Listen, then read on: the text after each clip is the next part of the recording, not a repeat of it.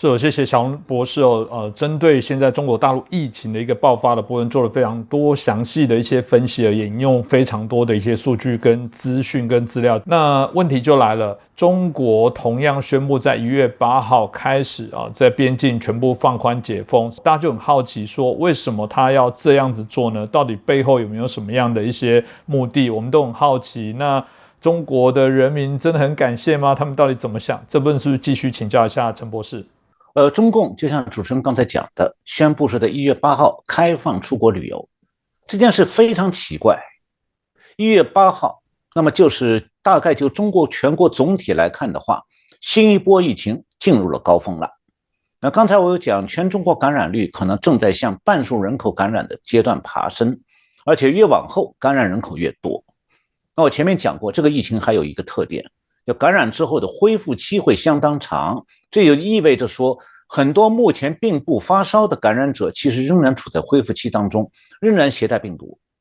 而且我们也完全不知道这波新疫情之下，感染者会不会复发，就是他度过了最初的中度症状，高烧几天以后，会不会再度转向重症，这是现在全世界都不知道的。那么就在这种状况下，中共突然很奇怪的开放中国人出境旅游了。那中共之前是借口说国外有疫情，不许国人出国旅游。那即使这个旅客手头有外国长期签证，也是有效的，照样会被在边境拦截下来。那么其实呢，中共我们这个节目以前讲过，中共的限制出国旅游的措施还有节省外汇的考量，就是说国人出国旅游会大量消耗中共的外汇储备，中共是舍不得宝贵的外汇被白白耗掉，便宜了其他国家。他是宁肯中国的航空公司亏损，旅游公司倒闭，也不让外汇用到旅游上。那么为什么中国的疫情越是进入高峰，中共越发变得大方起来？他突然不在乎外汇消耗，那么是不是说中共现在外汇突然多到用不完了？当然不是。2022年11月底，中共的外汇储备是3.1万亿美金，这个数字和3年前的2019年12月底是一样的，并没有增加。那既然中共前2年禁止出国旅游，那现在突然变得大方起来，如此慷慨的让国人去消耗外汇，这就让我们去怀疑中共开放出国旅游的动机，这是一个值得令人怀疑的地方啊。那么中国呢，对国内疫情的扩散，这快速扩散，它是毫不在乎的，听任危险的疫情在全中国自由扩散。那对疫情造成大量死亡，他也一点不介意。那他会顾及说中国人防疫3年憋得很难受，要让他们出国去散散心吗？中共没那么善心的，当然没有。他对国人从来就没有动过真正的善心。那向来没有善心的共产党突然做这种看起来好像很善意的举动是不是也很奇怪？那么有人讲，是不是中共为了拉动外国经济，开放中国的旅客出国旅游？这个听起来就本身就更加荒唐，好像世界上没有哪一国政府这样做的，就是你把本国的外汇储备消耗掉，为了是让外国经济拉升。那实际上，中共现在要挽救滑坡的经济它最头大的就是国民的消费力下降。那2022年11月，中国全国对消费者的零售已经下降了6%了。那12月，中共开这个中央经济工作会议，首先就强调说要实施增强消费能力、改善消费条件、创造消费场景的经济政策，让中国人在国内市场多花钱。那这种背景下，中国人出国旅游当然是钱花国外，那反过来就会压缩在国内的消费，那不是正好和中共的国内经济政策目标相反吗？所以这是中共开放出国旅游方针的又一个奇怪的地方。那最后我们再来比较一下中共在开放出国旅游的时候，就现在，它对出境和入境的管制有什么不同？如果这两方面一样，出境和入境的管制用相同的做法，那还比较说得通。那首先我来看一下1月8号以后中国规定的入境健康许可。先看入境中国国务院有一个应对新型冠状病毒感染疫情联防联控机制外事组，他在12月27号发布了一个关于中外人员往来暂行措施的通知。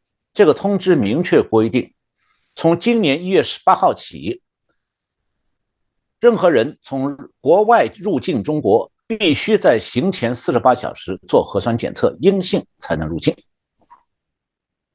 大家想是不是出境也一样哦？不对，出境的规定完全不一样。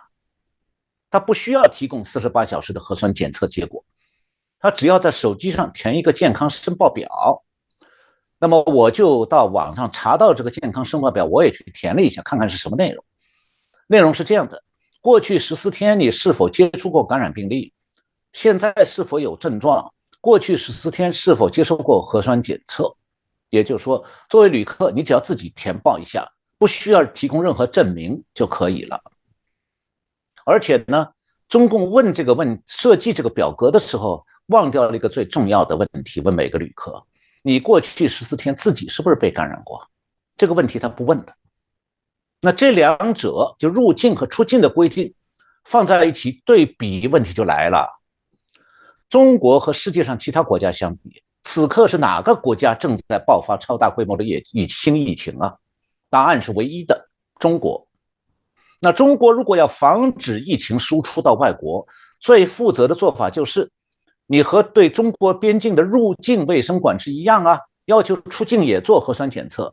但是实际情况是说，中国是要求出国旅行回来的人要提供48小时之内的快筛结果，但是对出国的人来讲，你随便填个表格，说你没健康风险就可以了。中共当局不检查你填的是不是真实，这样大家就可以明白了。这就是中共即将开放的出国旅游政策最奇怪的地方。这个奇怪之处在于，中共其实知道48小时快筛是必要的，所以入境必须做，但是出境就不必做。政府在管控疫情方面不作为。那这什么意思啊？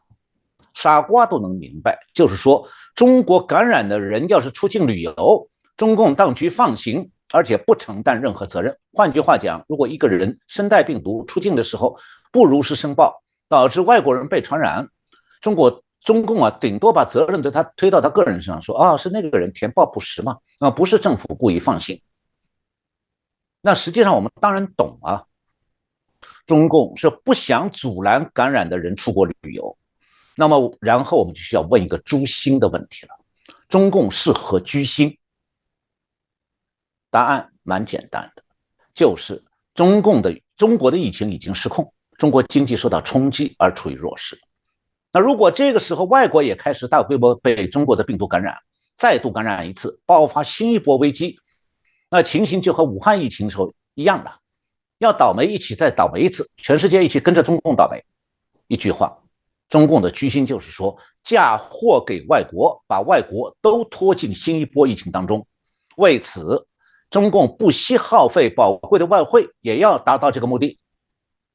那么，关于中共开放旅游的这个新政策据美国之音报道中国的网络言论的时候呢，美国之音提到说，中国很多人是能够为这个能够出国旅游欢欣鼓舞的。还有人提出这样的话，说是要把病毒传遍全世界，谁也别想好过，美欧美日印韩一个一个的都别想跑。不过呢，也还有一些有良心的人会问说，这样做好吗？中共这回是明着来了，我就是要使坏，看你们傻不傻。